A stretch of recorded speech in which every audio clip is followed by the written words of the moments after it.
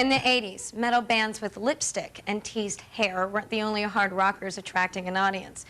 By the later part of the decade, another form of metal was bubbling underground, and it was even faster and louder than its predecessors. It's fast, it's powerful, it's distorted, it's obnoxious metal. It rules. By the late 80s, metal's audience had split into two main camps. On one side were the fans of bands like Bon Jovi, Poison, and Motley Crue, the acts that made heavy metal the music of pop radio.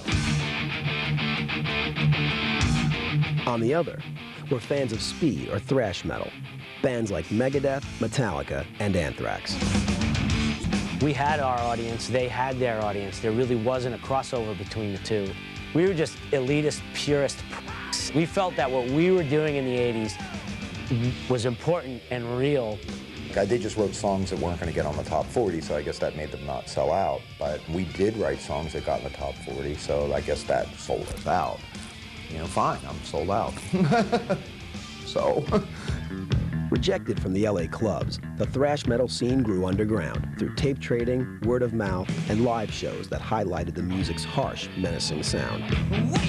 Music and what it's about, the political nature and the lyrics and all the topics that nothing is taboo, that to me is hard rock and heavy metal. The thing about heavy metal is it ain't good unless it's got bad attitude, you know. And Metallica and Megadeth were both way cool because they had really nasty attitude. You had all this big hair, you know, these 80s glam metal bands, and then us, you know, black t-shirts, black pants, and we went out there and we just kicked butt. There is nothing more for me. Metallica was able to sell millions of albums without the help of radio or music video. Like metal bands of the 70s, they built their audience by touring.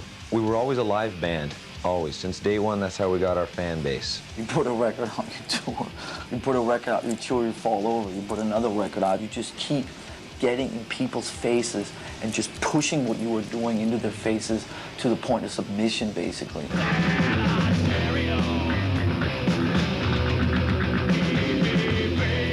Well, I think 80s metal had a lot of diversity to it. The scene back then was really cool because you would have a difference in all the bands, and I call them the originators, not the imitators. Poison, who was different from Metallica, who was different from Guns N' Roses, but it all was considered hard rock or heavy metal.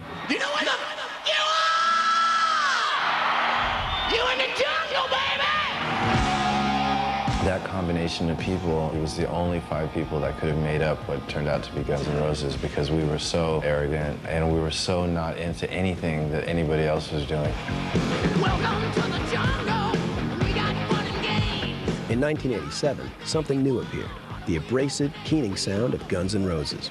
Graduates of the LA club scene, Guns N' Roses moved hard rock back to center stage with their debut, Appetite for Destruction. The group united fans of hair metal and thrash metal and transcended the heavy metal genre altogether. When Guns N' Roses came along, it was like, we've got this sexy band that can play the most awesome music and write the most incredible lyrics. Very seldom does that kind of magical combination come along. We happened to be in the right place at the right time, and the music business was in such a way that they needed a shot in the arm like us. Because, I mean, when we got big, we got really big. Since we were the antithesis of everything else that was going on in the music business, I guess we were the answer. The band quickly gained a reputation for their excessive behavior, as arrests and tales of drug use surfaced. That's a real problem to try to, like, you know, okay, now I'm done with business, now I can go in this room and be psychotic and tear it up. You know, it's like I have to, like, balance out, you know, when can I destroy everything around me to when I have to be nice to everybody. Yeah, things aren't that cut and dry.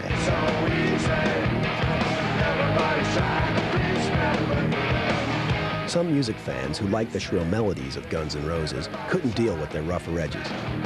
The chaos surrounding the band reached a peak in 1988 with the release of the single One in a Million, a song many condemned as racist and homophobic. We knew going into that song you know, and putting it out. So there were going to be problems, and there would be a lot of closed minds. I mean, there was an apology on the record saying the song was very generic and generalized, which seems to get overlooked.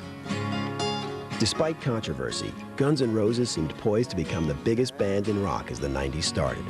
But the group went on to release only 2 more albums that decade. They were so huge. You can become that big and believe it so much that you think you're immune from everything else that goes on in the world, and then they self-destructed. When we return, metal parties hard.